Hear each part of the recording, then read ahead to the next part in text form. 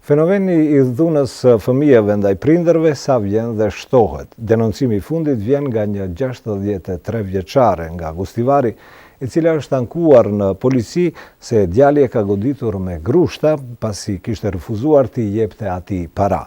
Mirë po ky nuk është rasti I vetëm kur fëmia shprehet dhunshëm ndaj prindërve. Brenda vitit në Gustivar janë denoncuar 4 raste të tilla. Dhuna në familje vazhdon të paraqes një trend në rritje në regionin e Gustivarit. Këtë vit dukuri e veçantë paraqitet fenomeni I dhunës së fëmijëve ndaj prindërve.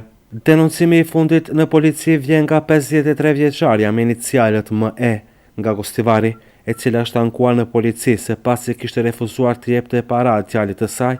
23 vjeçari me inicialet JE, ai kishte filluar ta godiste me grushte. Për ta shprehur mllëfin e tij nuk ishte mjaftuar vetëm me kaq. Ka filluar të thyej xhamat e drejtarëve të shtëpisë që më pas të largohej nga aty.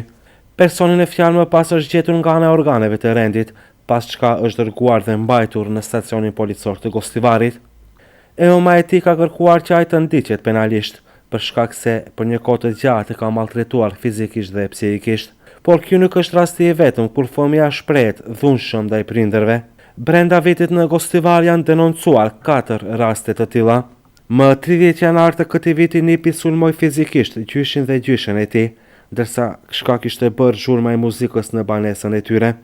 Sipas dëshmisë së gjyshit, nipi ka dëgjuar muzikë me zë të lartë dhe kur I është kërkuar që të ulte zërin e muzikës, I është hedhur fizikisht gjyshit të tij. Më pas të njëjtën e ka bërë edhe ndaj gjyshes së tij.